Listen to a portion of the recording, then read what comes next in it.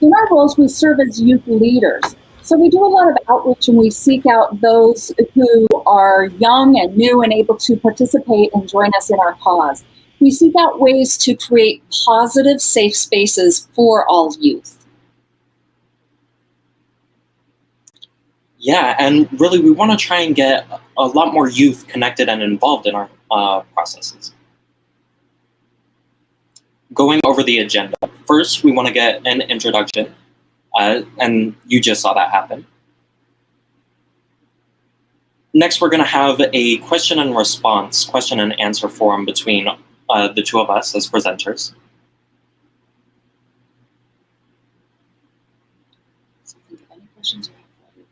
So while you're watching, think of any questions that you might have to ask us later. Then we're going to explain our purpose, why we're presenting this topic, and then we're going to move on to our conclusion. Next slide, please.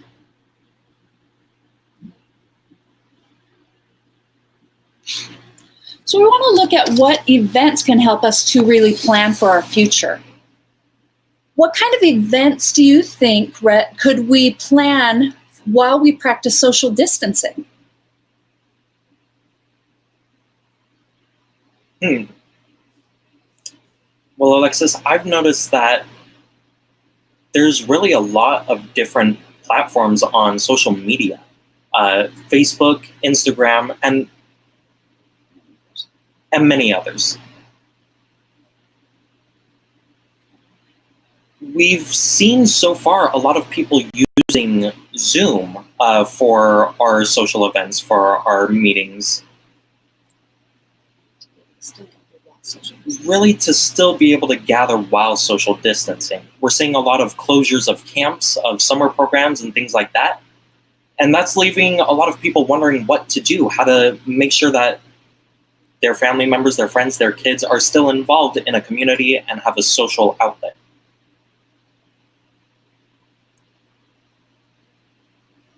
And so obviously we all hope that in the future we're going to be able to meet face-to-face again. But for now, I think we should be taking a look at what other platforms we might be able to use to connect socially.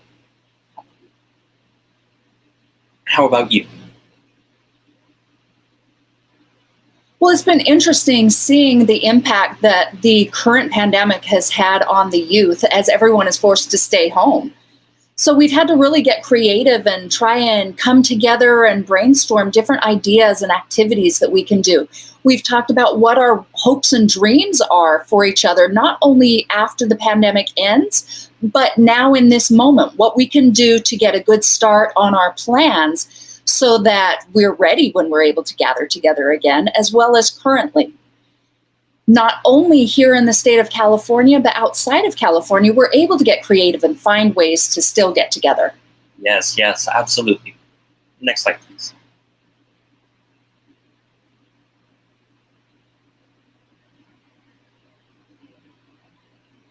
All right, so make your own show.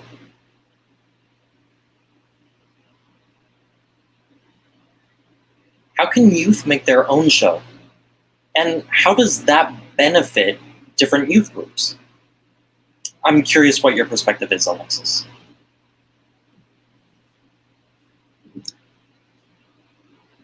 Sure, I've seen so many different adults posting their own shows on Facebook, Instagram, YouTube, anywhere on social media. We've seen a lot of different shows and vlogs posted by adults, but I'd love to see more from the youth. There are a few out there who post, but I would love to see more. There are some BIPOC youth out there who will get on and they'll do various things. Maybe they'll do some music or plays, comedy, art, whatever your talent is, whatever your passions, your wishes, and your dreams are.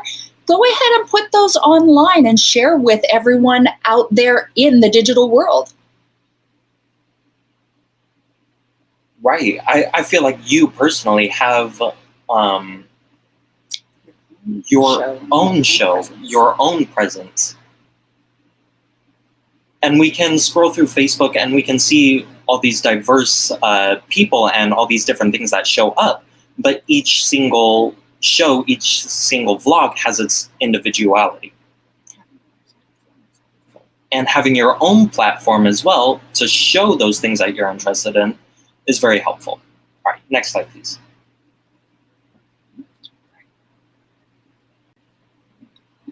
All right. If you're familiar with TikTok, that is a newer social media platform. And I'm curious what you think, Rhett, about the benefits of utilizing TikTok for the youth and how it can be utilized to encourage youth leadership.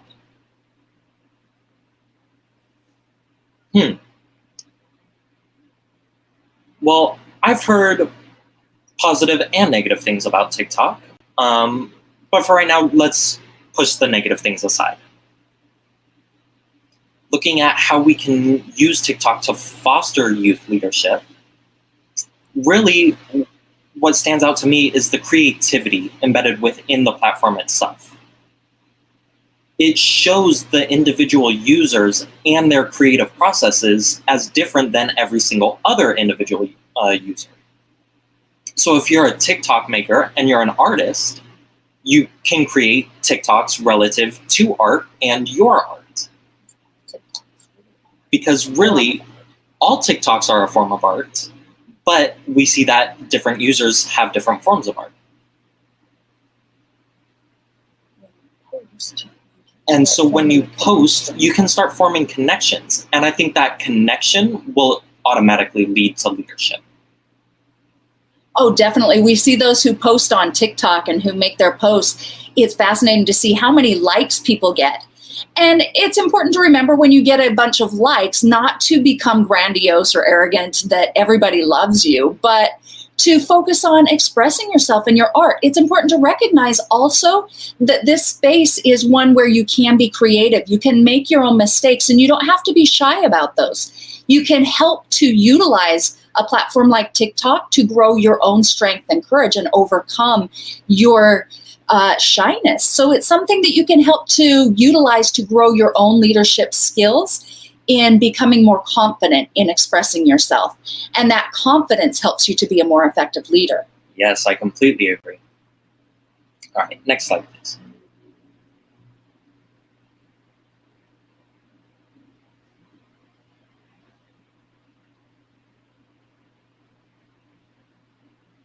All right. Going into leadership. What are two different examples of leadership that you can describe that you have seen in your time working with the youth groups that you have? And I'm curious, are there any other examples you've learned about that demonstrate leadership or ability to learn how to lead? Yeah, I've actually taken part in a lot of different organizations, modeling different things. So it's been interesting looking at the intent of being a leader and building relationships, building networks, and finding new friends. And that can happen across the state as you do these things. So when you invite different people in and take part of these events, it's phenomenal to see the network that grows. And I think that that helps us to become leaders in our society. So some of the things that I've seen are when people gather together in various groups. Maybe it's a group of those who tend to be more intellectually inclined, or maybe it's a group of those who tend to really love language, and we group according to language. I've also seen individuals who are grouped according to racial identity. I've seen a lot of, in these groupings, a lot of problems where people don't utilize them accurately to actually build each other up. And I think that sometimes when this happens, the information and the intent of the information presented is lost. So I think that we see a benefit when people come working together with an attitude of diligence and hard work as a group, as a collective group, rather than as individuals in our own categories. I think that when we use these groups to support one another, we can take what is sometimes a difficulty or a negative and let it become a positive. We can help lead individuals from an individualistic perspective to one more focused on the collective and the team, and ensuring that everyone is heard and respected and that all ideas are brought to the table to work together. I think that, when we set up an organization that focuses on youth, it's important to encourage partnership and working together, because that's the way that really we can come together and have amazing experiences. Yes, I love that. I agree completely. I'll share some experiences of mine working with kids and with youth. And really, that first started for me when I was 18. I was involved in an after-school program, helping facilitate that. After that, I worked at a summer basketball camp for youth. And then a little bit later, I worked at Camp Grizzly. It was a deaf and hard of hearing youth camp. And we actually also involved codas as well in that camp.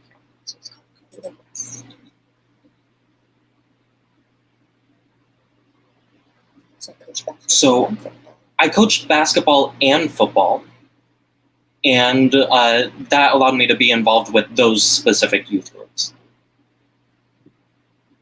I remember working with different kids. Some kids had never played sports in their lives. And so they hadn't developed some of the skills that other kids might have already.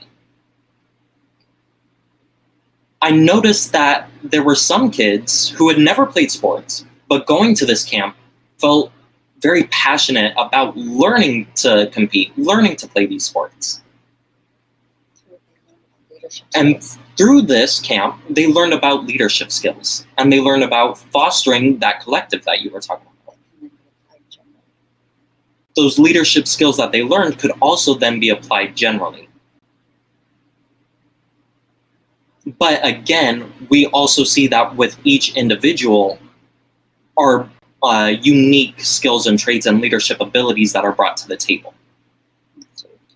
And that's what we capitalize on to bring all those separate individuals together to form that collective that you were talking about. We don't focus on saying that one person can't do something or another person can't do something and therefore they can't be involved in a specific group. Instead, we should try and look at what their strengths are and how we can incorporate those strengths into our groups to create or foster more diversity within our leadership. Next slide, please.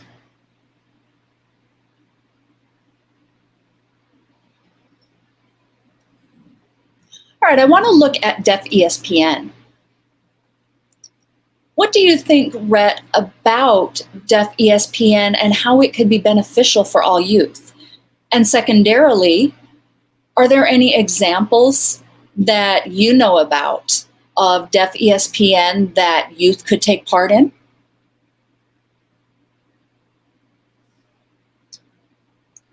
Honestly, I don't know too much about Deaf ESPN. I've seen some videos and some clips of it on Instagram, and it's kind of interesting, but it's never something that I've really myself dived into. So I'm curious, Alexis, if you might be able to help me understand what Deaf ESPN is a little bit better. Of course, sure. Typically, what we've seen is a lot of adults taking part in this, but youth have been growing, and we see a lot of youth coming into it too.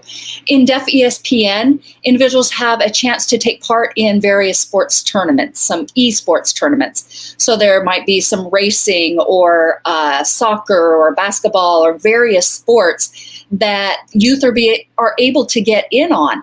They can challenge each other to a dance competition or to a music competition. Anything that pulls them together and gets them to being extra creative and having these tournaments and challenges and going in that way.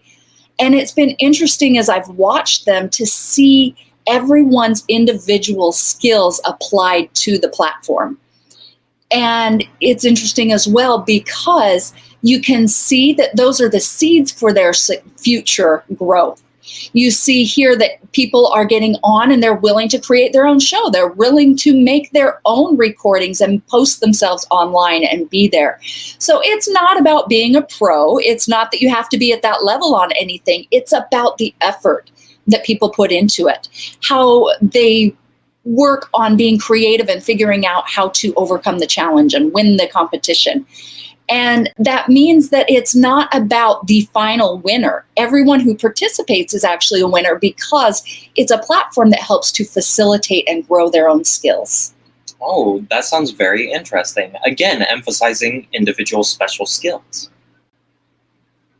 I'm going to have to look into that some more. I'm definitely going to have to look into that some more. It seems so far like it's encouraging young people to become more active, to make those connections that will then allow them to engage in leadership positions in their future with more efficacy. All right, next slide, please. All right, so our conclusion.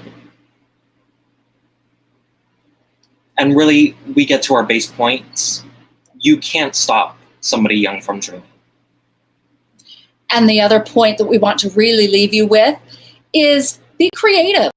Don't feel like you're limited to your own ideas. Find partners, find friends, find individuals to connect with, whether it be in California or out of state. Find someone, find anything that you're interested in doing, find someone who does that and reach out to them. Form partnerships, form this network to help you. I've noticed as we've talked tonight, we've talked about making your own show, we've talked about being leaders, we've talked about the different platforms that you can utilize to become a leader. There are so many different ways to grow these leadership skills. It's not about one way or following one individual. There is not one path to becoming a leader.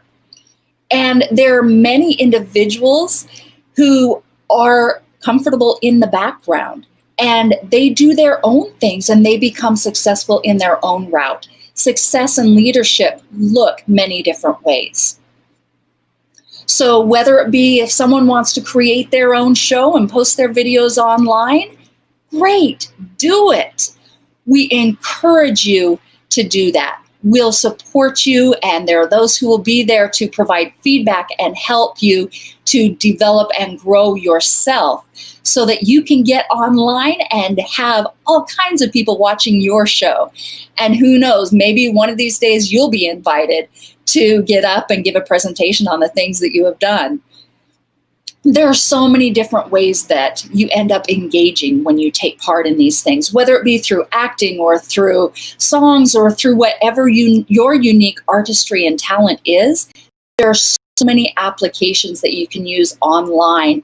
And then these things will be great as well to put onto your resume for later when you apply to a university or a college. So please, I would just want to leave you with encouragement. Don't give up. Be willing to give it a try.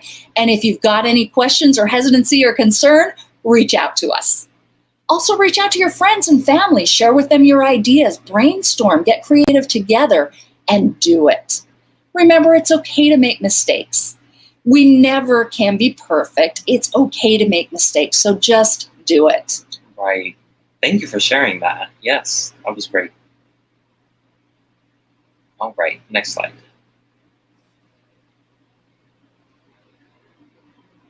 Notice here on the slide the variety of organizations that have supported us in this. Mm-hmm. And there are so many more that aren't even reflected on this screen. There are so many options for you that provide support for your leadership skills.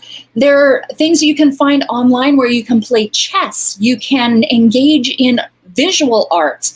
There are always organizations that you can reach out to for support. So if you see anything here or online that you're interested in, you can take the initiative to work towards that, to get involved, to become a member, to find those who are there and supporting you, working out your schedule. There are even those that you can find to help if there are expenses involved to provide funding and donations to support you in that. So get involved, get your friends and your families and get involved. If you need to get on Zoom and talk about things, there are a lot of educational opportunities as well online. It's not just about being and doing one thing. This is not about coming and hearing this presentation and now you're done. There is work to be done, and there's much more to be shared, not only here, but with others that you know, so that we all can grow this creative space and platform. And year after year, we can see the strength and power of youth creativity as they engage in these. It's so interesting and phenomenal to see such a difference in the youth and the adults, and how engaging in platforms and events like this are beneficial to youth as they grow. Absolutely. I notice here there are some groups and organizations that I'm familiar with, and some that I haven't even heard of before. Yes, I would say get involved in any club, volunteer, do anything that you're interested into. Even if you're unsure, give it a shot. Give it a try. Don't let your fears hold you back. And look for others who can help you out with that. Give it an effort. You don't have to have phenomenal skills to get started in this. Anyone, regardless of experience or a lack of experience, can get involved. Submit your application to whatever it is you want, and who knows, you just might find that you're accepted. So join a club, get involved in sports, do whatever you need to do to get involved, because we know you have hidden talents within you that you don't even see yet and that you aren't even aware of yet. And you won't really discover these until you're willing to make that move and jump into one of these things. And that will just be the key that unlocks the door to your success. I want to share a little bit of personal experience with you. When I was in high school, I was in a mainstream situation, and I didn't get involved in any organizations or clubs or anything. It wasn't until I was at CSD up north that I joined. I was in 7th grade when I got into CSD Fresno, and there I was struggling even with the language, seeing everybody using ASL. So when I got to my freshman year, my first class, the class of 2020 president, was there, and I jumped in. I started getting involved in things, and it was amazing to see the leadership that I grew within myself. And I would encourage each of you to do the same, because it's something that we have to carry on. It's something that as leaders we build for the future, which means we bring our own experience to the next generation, and we teach and we share that wealth of leadership so that we can continue to grow and to thrive. So again, I would want to just emphasize for you, youth out there, do it. Take the risk, do it. We believe in you, and we know that you will be a success. We can't wait to see those hidden talents that you have that are so amazing and phenomenal to you. It is a powerful experience, and we can't wait to see it. Yes, I second everything you just said. Thank you.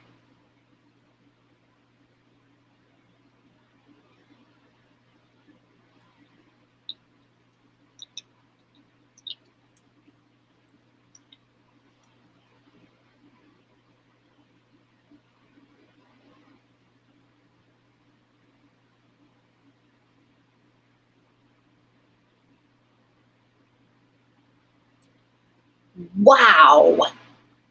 Just wow.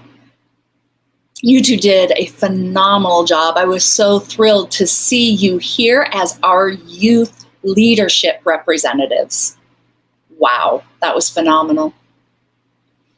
We do have several questions in the queue for you that the audience has submitted.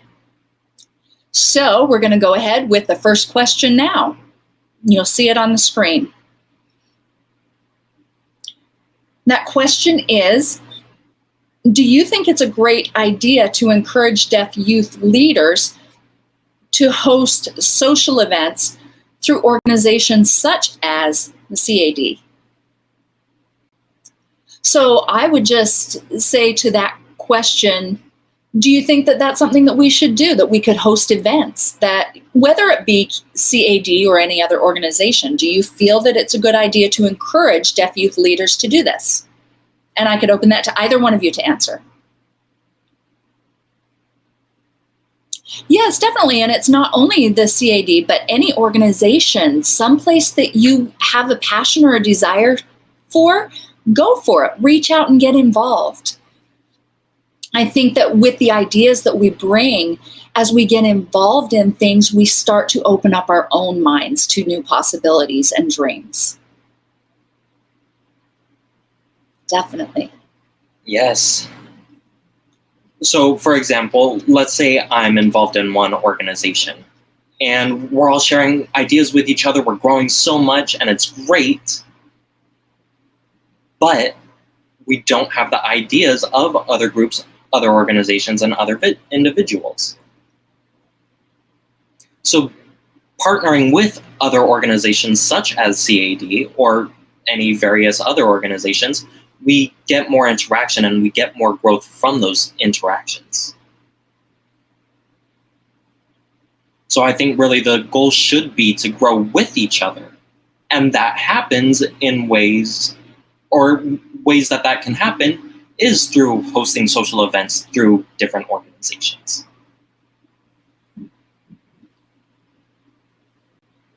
I would agree, and I strongly second your responses. I completely agree with them.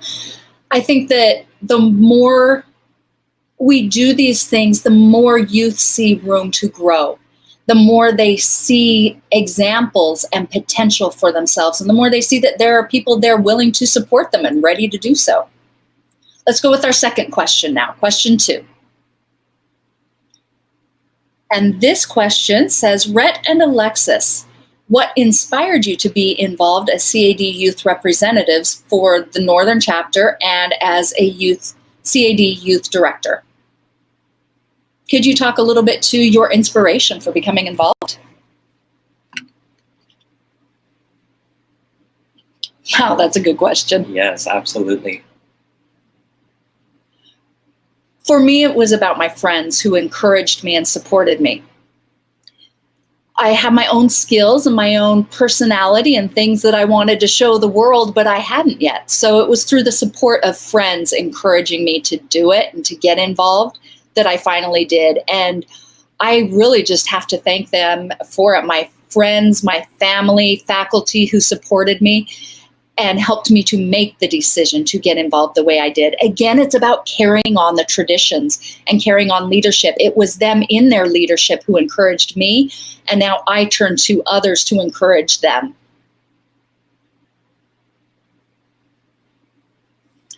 Yeah, it's so important to have family and friends who have a strong belief in and support of you. Yes. Rhett, what would you say to this one? I would say it's almost the same. A similar story.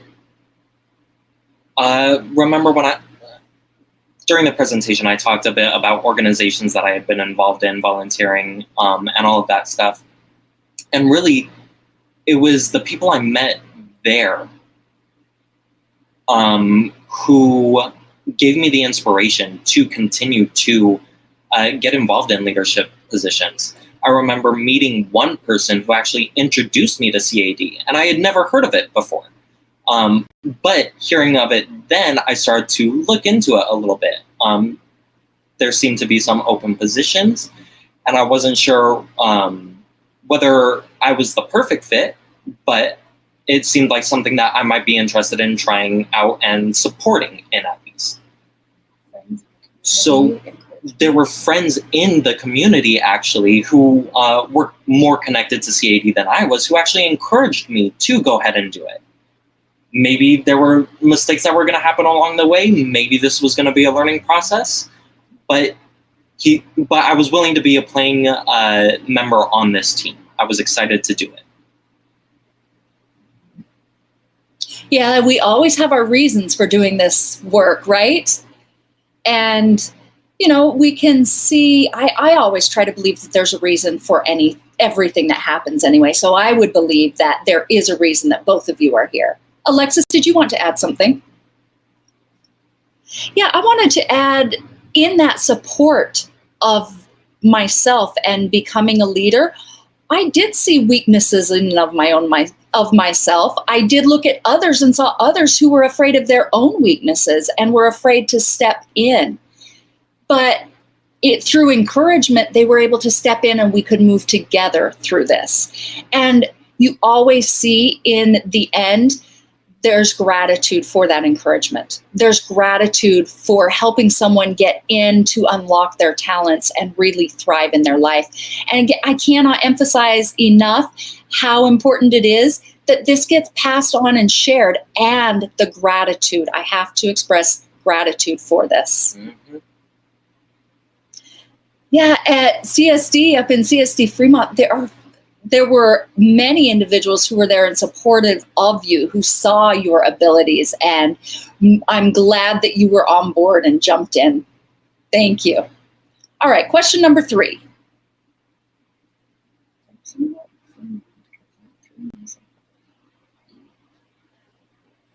Question 3, do you encourage deaf youth to host a talent show using Zoom?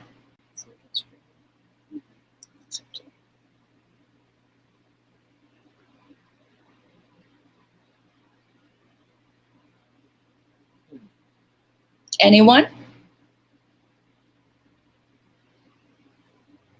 Yes, I believe strongly that that could be successful if you have a passion and a vision. I think that that's great. If you do some promotion and get other people involved, it can be even better. Don't just keep it to your own select group, but open it up to others, and you'll get a variety of perspectives, experiences, and cultural experiences, which only expands the creativity and the ideas brought to the table. If everyone brings their own goals and their visions and ideas, then collectively you can form an amazing event. And I think that Zoom is a great platform to utilize to host all of your discussion and planning. And then who knows, when the pandemic is over, then we can move back into a physical platform and maybe even do an actual real life talent show face to face.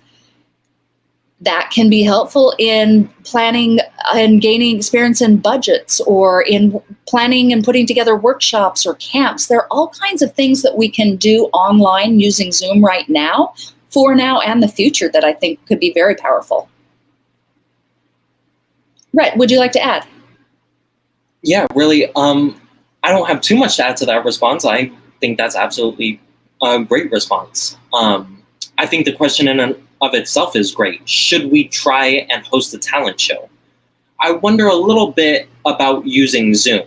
I know that there's different platforms out there, and there's definitely different ideas as to where we could host that talent show. Maybe Zoom doesn't end up being the best place. Maybe you can look into other platforms and other locations where you could host a talent show. It doesn't have to be a yes or a no thing. If using Zoom doesn't work out, that doesn't mean that having a talent show wouldn't work out. It just means that having a talent show through Zoom doesn't work out. You should be tenacious in finding a way for things to work. I'd just like to add, yes, I agree with what Rhett just said. There are so many social media platforms out there, and each have their own pros and cons. One of the cons that we're dealing with, of course, with any of the platforms, is that we are limited to screen size.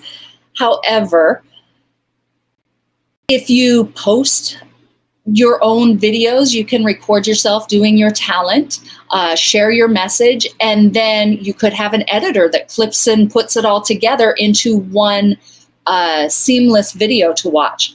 So I don't know, Zoom may make it difficult for people, depending upon schedules, for everyone to get together in a live setting, because, you know, people have their own work schedule and individual life schedules. So perhaps Zoom would be a great platform to use in the preparatory work and ensuring that all the details and logistics are worked out. And then you can have one person who's responsible to edit individual videos and put them into one clip that can then be shared across social media. That might be something that would be more enjoyable for audiences to watch, but it's only one idea.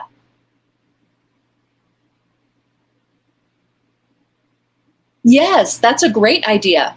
Another idea is you could always pre-record yourself, and you can arrange the background how you want it. And then, like you said, Alexis, delegate individuals to focus on different spots and one editor to pull all of the clips together. It may be also that you assign everyone different roles. You could have a judge to watch and determine who wins the competition or something to build the excitement with it. There are lots of ideas that can be thrown out. Definitely. All right, let's go to question number 4. Number 4 asks, as a deaf adult who has a coda or a kid of deaf adults or of deaf parents, what can parents do to encourage their kids to get involved in the deaf community?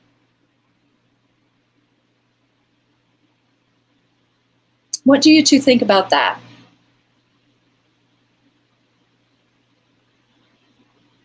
And either one of you, Rhett?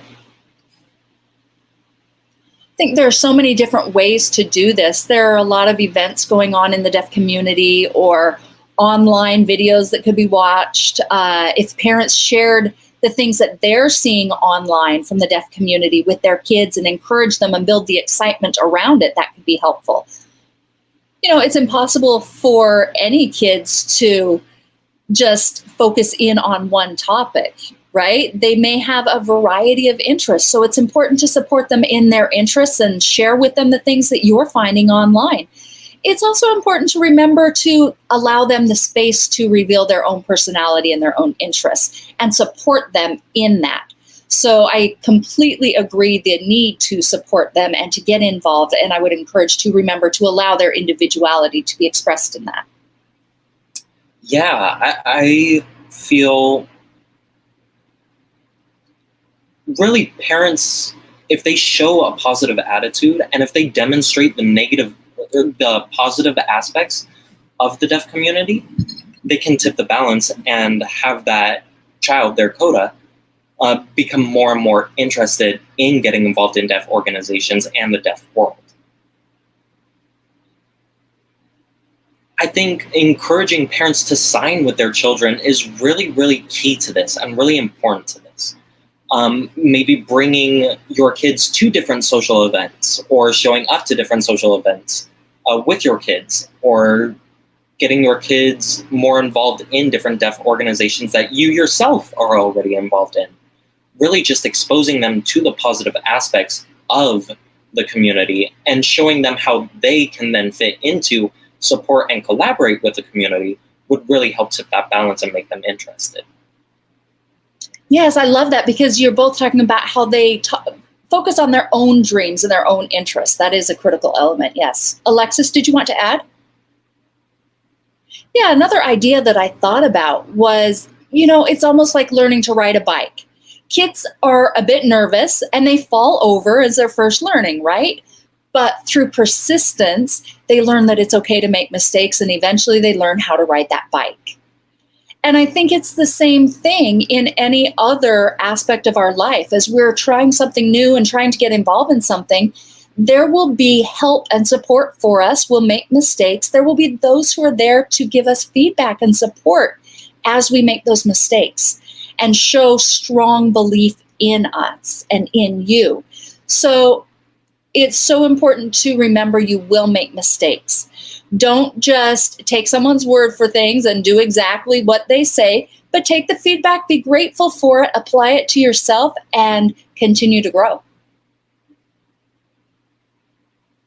Yeah, it is important to have someone there to support you along the way, to have someone behind the wings just making sure that you know that there's somebody that believes in you. That's important. All right, let's go to question number 5.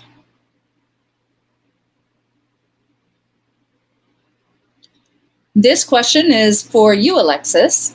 And the question asks, where do you find the strength and confidence to make it work when some barriers prevent you from moving as fast as you would wish?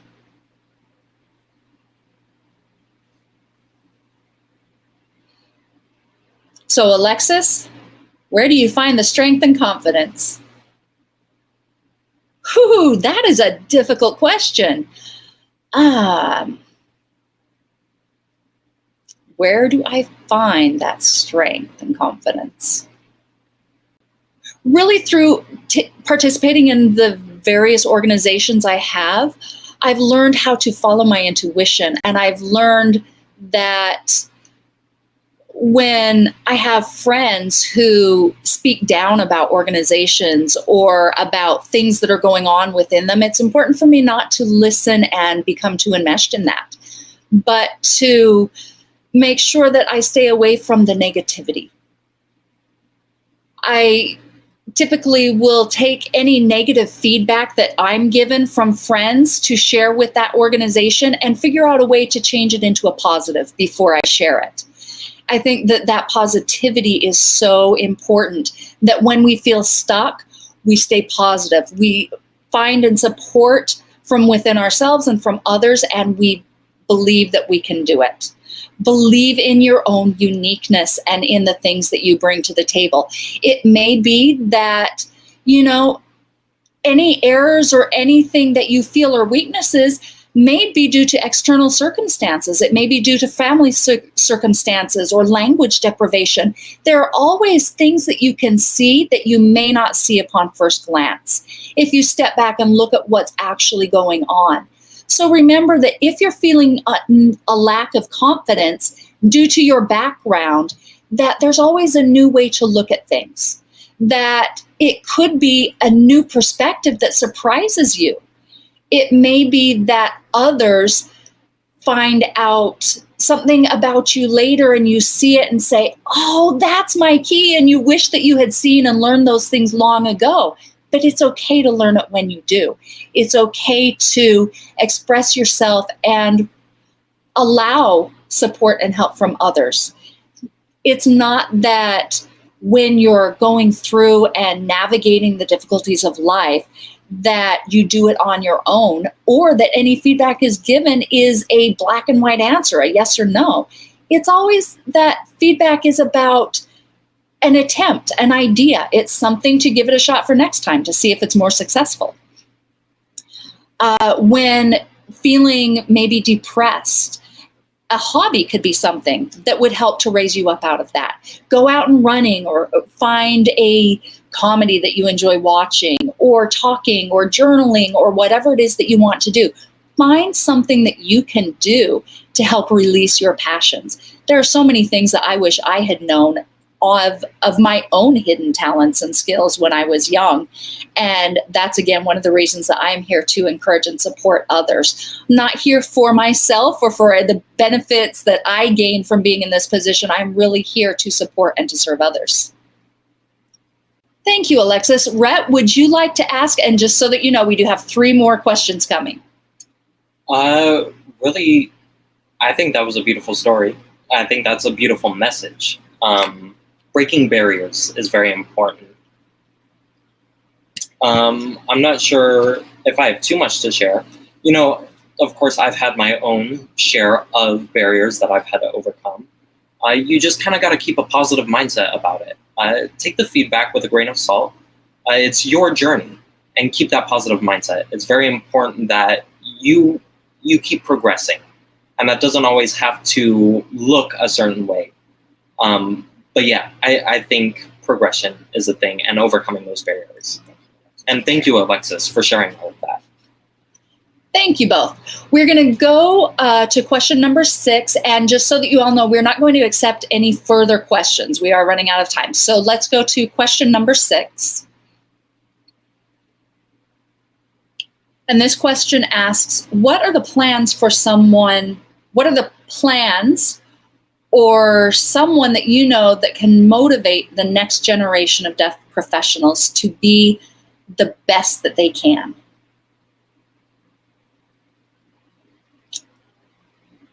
And if you need a little bit of time to think about these before you provide any answers, that's definitely understandable.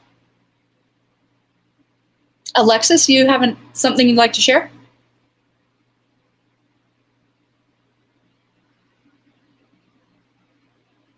Yeah, I think regardless of where you live in the state, there's always a school or an organization or even a clinic or a journaling or something that can help to support you. And I think that you need to select someone that you can help, that you can do to help those who may have difficulties within their family without having language and cultural exposure within their families. It may be that your family isn't very positive towards the deaf community, or it may be that you've been taught things that aren't really correct or accurate to society.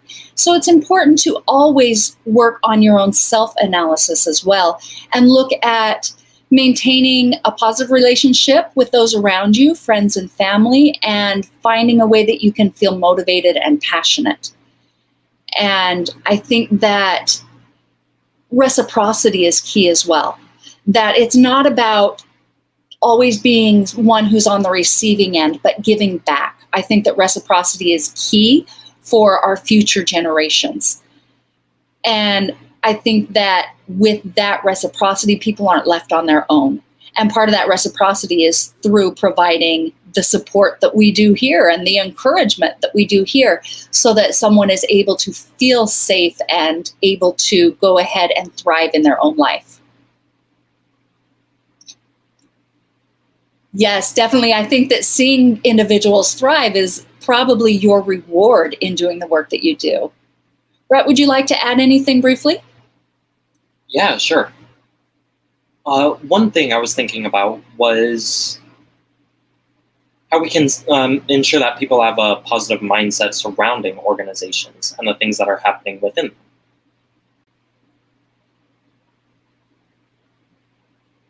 And really, it's we need to teach kids to have a positive mindset and have a positive outlook in general on life, because then those will be the kids who then end up as the adults within the organizations making all the decisions. And making those decisions in a positive environment really helps facilitate and facilitate positive growth. Going to spaces where there is no judgment, where there's diversity, where people are being friendly, really helps support deaf professionals in becoming the best that they can. And starting that comes from making sure that we each carry a positive mindset and a positive outlook into our organizations. I agree. It's so important to have a positive environment and to ensure a safe space for people to. When these youth come together, it's important that they feel safe. It's important that spaces are inclusive, respectful of culture and other identities. Let's see, Alexis, we do have 2 more questions, so if you don't mind keeping it a little bit short in your response. Okay, of course, I'll keep it short. I would also encourage that we grow our spaces in ensuring that we look towards equity.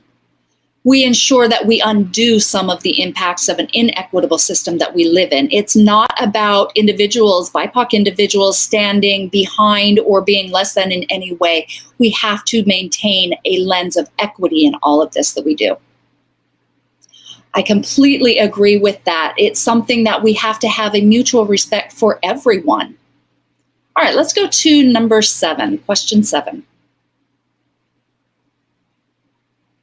This question states that deaf role models create momentum for all deaf learners to achieve their aspirations.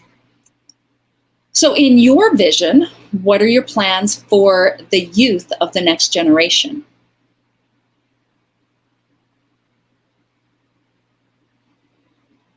And whichever of you would like to reply first. Alexis, I see your hand.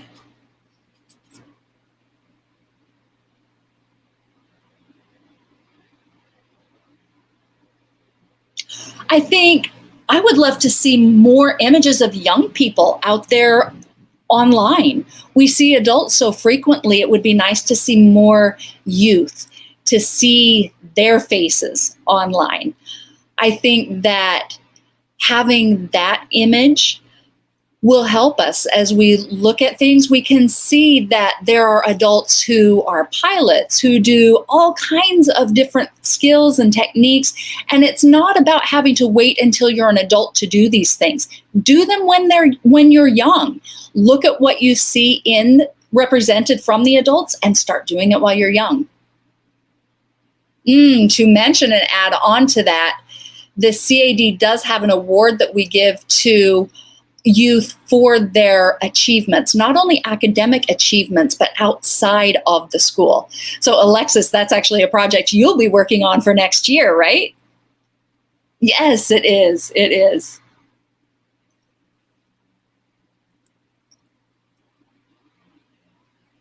So yeah, teachers and administrators have been gathering information for juniors and seniors across the state in their school, and we look at GPA. Typically, that's how it's been done anyway. But right now, we're looking outside of GPA. We're looking for expression of other skills and talents, and we're very future focused on being motivated and supportive of the youth, right? Yes, definitely. We want to recognize not only academic achievements, because throughout history, for so many years, people have been honored for their academic achievements, but those doing other things have not been honored to that same extent. And it's important that we recognize this variety of skills and the work that others do, so that the next generation is able to see a more holistic period, or a holistic view of an individual. And Rhett, would you like to add? We do have one final question. Yes, I'll add something short. I think we should absolutely try and encourage, or really, it's an emphasis to your point. We should be trying to encourage excellence in non-academic things, of course, in addition to encouraging excellence in academic things. We need to show that uniqueness and specialness and skill don't only fall under school and the academic field. It falls under every single thing that humans touch. So yeah, again, I really just want to emphasize that it's really important not to only honor and recognize those who have achieved excellence in academia, but those who have achieved excellence in however many other things. So I really applaud your efforts to do that. Thank you. I agree. All right, let's see question number 8. This question asks, how do you plan to reach out to youths in small cities? Either of you? Rhett? Alexis? How do you plan to reach out to youth who live out in more rural areas or in smaller cities? How can you do outreach there? So I live in Sacramento, and I'm involved in schools and some positions within that. So that's where I personally reach out to people, is within my own school systems. I think that a smart idea to try and foster motivation and excellence in deaf youth in small cities would be first by simply figuring out where they're gathering, what their interests are, what they're up to, and then using that to build a group of them. Really inviting more and more people into these groups and growing it to create connections in small cities would help support youth. Yes, I agree. I think that oftentimes we do have youth who are out there who are overlooked. And it's important when you do find someone who has been overlooked due to their geographic location or whatever it is, it's important that we work with them to figure out how we can develop perhaps online connections. It may be that it could apply to school-based connections, or it could apply to family-based connections, or finding support locally to them to help to recognize their talents and figure out how they can thrive. And it may be bringing together a team to work with that person to help them recognize that they actually do have a community out there that they can join into. It can be that, through our online connections, they start to move just beyond books and learning about things that way to realizing that there are life people out there ready and willing to engage with them. So I think it's going to take lots of working with friends, family, faculty members, even if someone isn't really technologically adept. There can be support offered to them so that they get online. Don't let them say that they don't know how to do it and let them have that excuse for not getting involved. I think that they need the support then and encouragement to get online and connect with people that way. Yeah, it sounds like it comes down to a support system. And those are oftentimes school, friends, and family, even when you do live in rural areas. So many of our youth are isolated and we want to reach out to them. We'd love to have more outings and times to get together. And of course, with coronavirus right now, we can't do that, but it's definitely something that we want to be doing. And Alexis, I see your hand. Did you want to add a final comment? Yes, I want to also please make sure that you remember that individuals are creating these pieces of art that are placed online. So please give recognition to those who have created it. Ensure that the name of the creator is on these pieces of art, on whatever is posted online. And when you share those, honor them by keeping their names on it. All right, thank you. Wow, we are out of time. We had a lot of good questions. So I want to thank everyone who joined in our audience tonight for participating. And I want to especially thank Alexis and Rhett for being here as our presenters today. Now, those who are out there in the digital world watching our platform, stay tuned. We're still going with this. So please consider, if you're engaging and utilizing and enjoying these programs, donating. You can take a look online at www.cad1906.org/donate. And if you go to that page, you'll see a variety of options that you can select to donate and support various causes. Even a small donation of $5 can make a huge difference. I want to thank now everyone who's been working behind the scenes to help us out tonight. We have interpreters who have been donated here, sponsored by SCRID, the Southern California Registry of Interpreters for the Deaf. We have Stephanie Webb and Joshua Webb, who've been providing voice interpretation for us tonight. We've also had behind the scenes Jermaine, who is the vice president of the CAD, Jermaine Cornish. And he has been running the magic, ensuring that we have all of the technology taken care of for us. We also have Ming and Darcy, who are online running Facebook and YouTube for us tonight. And I want to just send a special thanks to each of them for helping us. I also want to recognize for a moment the many fires that are burning out now in the midst and on top of the pandemic. So I encourage you to stay safe and send all kinds of wishes and thoughts and love and support to the firefighters and others who are supporting people right now and trying to help encourage and support our safety. So again, thank you everyone for participating tonight. Thank you, Alexis and Rhett, and have a good night, everyone. And this is Alexis. Thank you, everyone.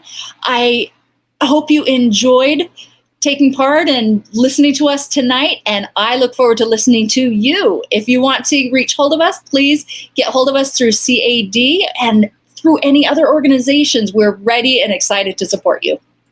Yes, we need all the help we can get. We're here and ready to learn from you. All right. Thank you, everyone. Have a good evening. Good night.